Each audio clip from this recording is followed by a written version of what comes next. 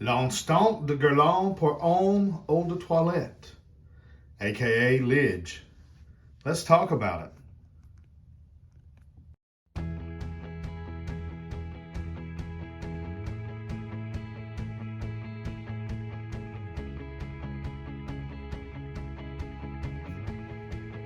Hey Frag fam, welcome to another video from Proverbs 27:9 Fragrances. John here, and today we're talking about one of my favorite fragrance houses, Guerlain, and one of their classic and iconic fragrances, LIDGE. Would go ahead and smash that like button. Make sure you're subscribed to the channel and that you have notifications turned on.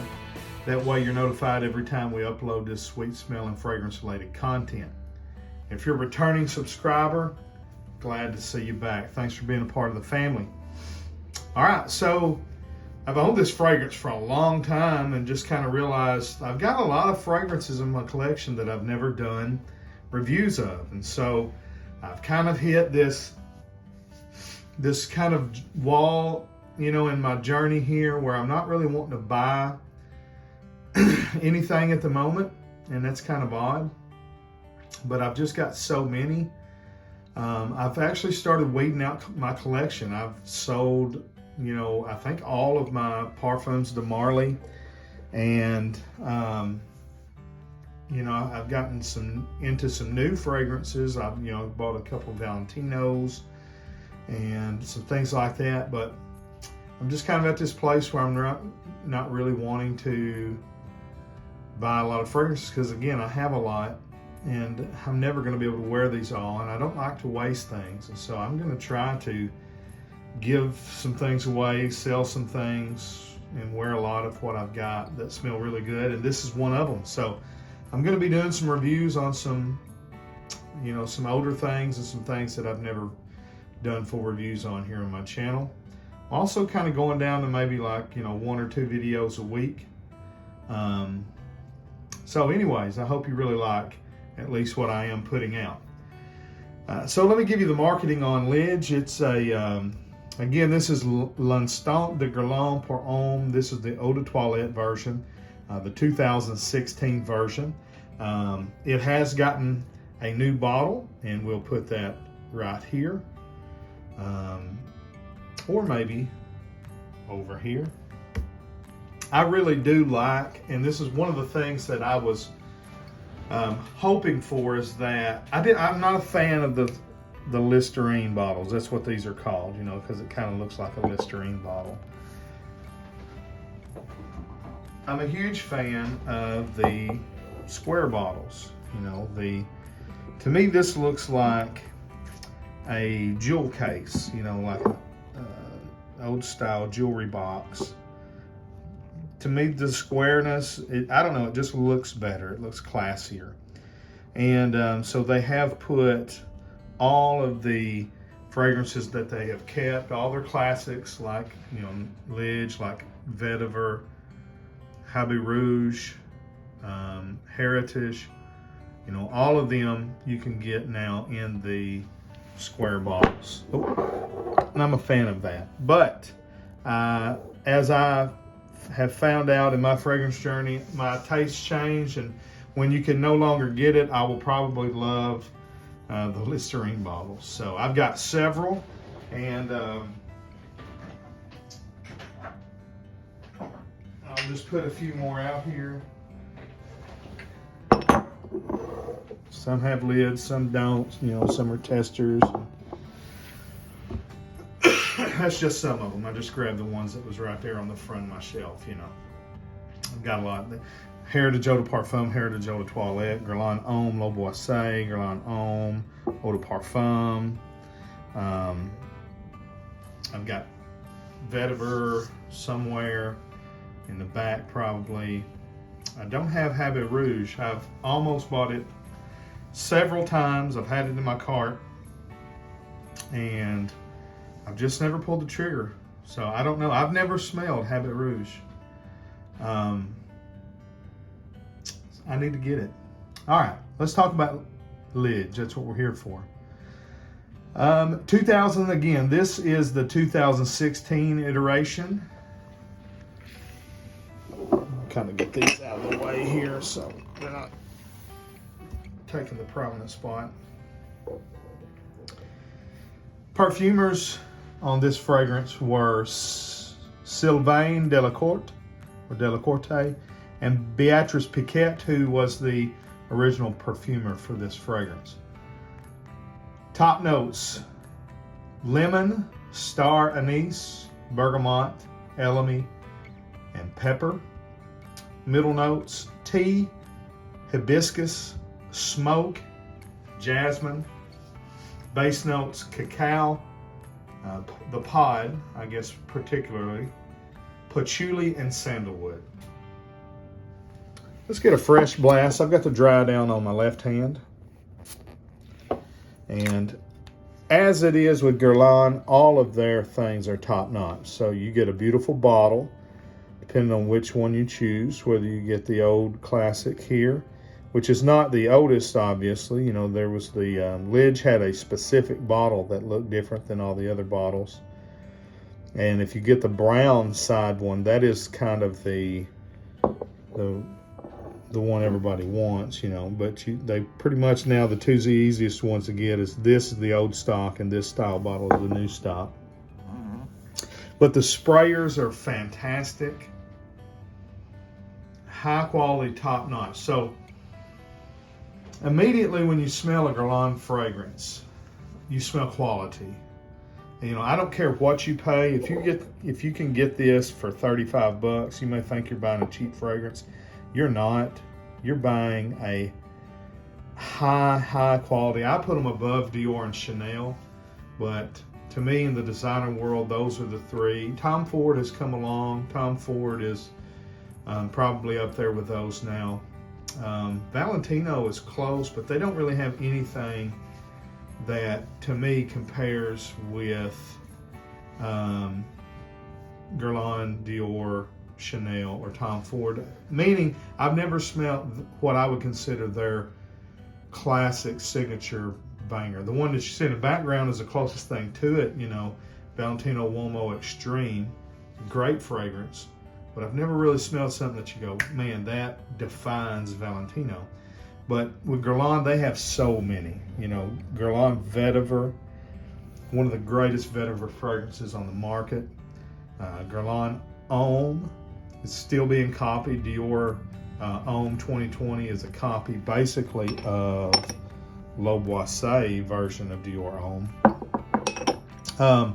But LIDGE is one of those that stands out in the fragrance community.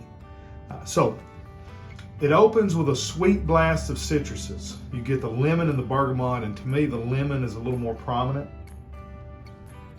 But they take the lead at the initial blast. Again, you don't get a lot of alcohol. Oh, sorry about that.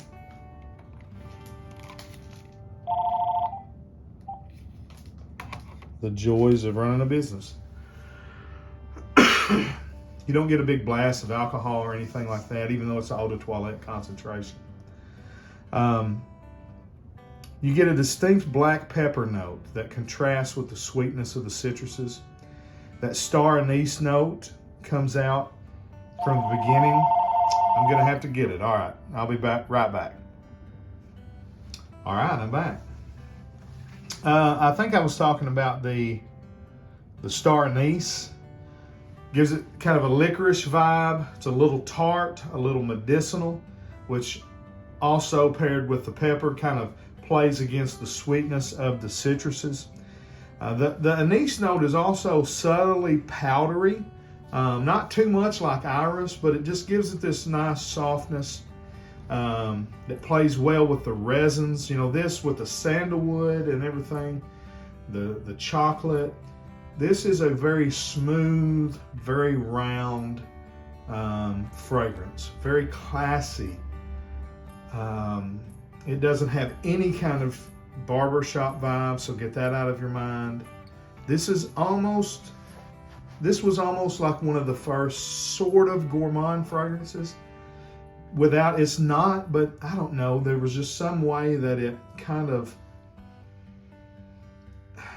it just goes into a little bit of a different genre than just a spicy woody or, a fougere or whatever. To me, it just kind of almost dances in between a woody fragrance and a little bit of a gourmand fragrance. As it dries down, the florals start to come out very subtly again. There is that smoke. The jasmine and hibiscus are two fantastic floral notes for men's fragrances that adds a little bit of body to the fragrance without making it smell feminine at all. The tea note here, which I'm not a fan of usually, actually kind of adds some depth that I enjoy in this one.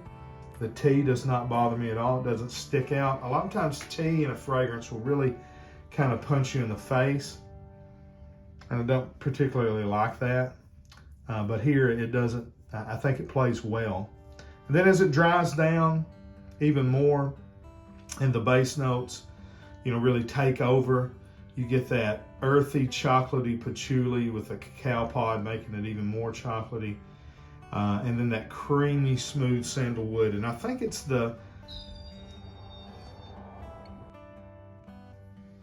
all right, let's see if we can finish this video without any more interruptions. So, as I was saying, the dry down, the base notes come through with that cacao, the chocolatey patchouli, the creamy sandalwood. Just really provides a nice, smooth, classy dry down. And as I was saying a while ago, that I think it's the combination of the lemon, the pepper, the tea, and the cacao that gives it, and maybe even that star anise, that gives it a little bit of a gourmand feel to a citrus woody fragrance. Very, very nice, very classy. Doesn't smell like anything else out there really. Doesn't smell like designer perfumery unless you're talking about, from a bygone era. But it does it in a way that it doesn't smell dated. You wouldn't smell this fragrance and think, oh, that smells, really out of date. Guerlain just has to me, just a style that's all their own. Again, this fragrance is based on LIDGE, which was technically the one that most people consider to be LIDGE, worthy of the nickname, is the Eau Extreme version, L'Instant de Guerlain pour Homme Eau Extreme. And that was like a 2005, I believe, fragrance, and probably wasn't the original there. It probably goes back even further for the regular, basically maybe even this one. I don't know if the actual original was Eau de Toilette or Eau de Parfum. I'll probably pop it up on the screen if I remember to do that. But again, Beatrice Piquet with the version that is considered a holy grail type fragrance for Guerlain lovers. This one performs good. I like Eau de Toilettes because they're more ethereal. They lift off of your skin. There's not as much oil in it, so it don't sit close to the skin. It's going to stand out and project. And I don't mind a respray. Now, I haven't worn this one enough to know if other people can smell it for 6 or 8 hours. I can smell it on myself 4 to 5 hours, and then I kind of need to respray it. I really need to get some other opinions though to find out if it's just me going anosmic to it or if it's really standing up there.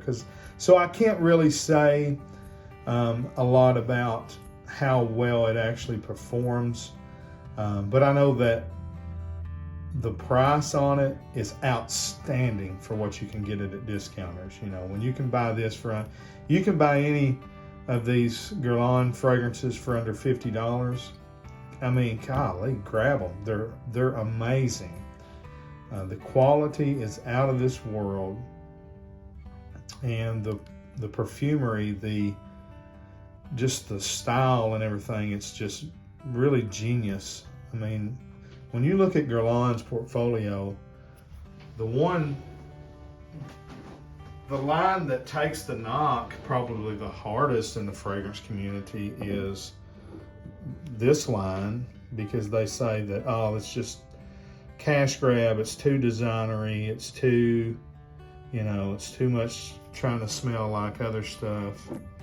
I don't know anything that smells like this other than this line. And to me, it's one of the best fragrance profiles I've ever smelled. Cherry, almond, leather. I mean, what's not to love about it? The Eau Extreme version's great, but the original Eau de Toilette, one of my favorite fragrances ever. To me, they're just so unique. Excuse me. And LIDGE is definitely one of those that stands out, even among their very unique portfolio. So I highly recommend it if you like citrus, woody fragrance with a hint of a gourmand facet. This would be a nice one to get. You're not going to smell like everybody else that, is in this ballpark of fragrances. And you can get it for a fraction of the cost of having to pay for a fragrance from Creed or Xerjoff or Parfums de Marly or somewhere like that.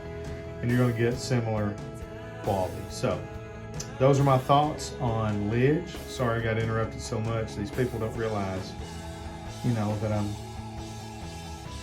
back here making fragrance videos. They're just wanting to do business with me.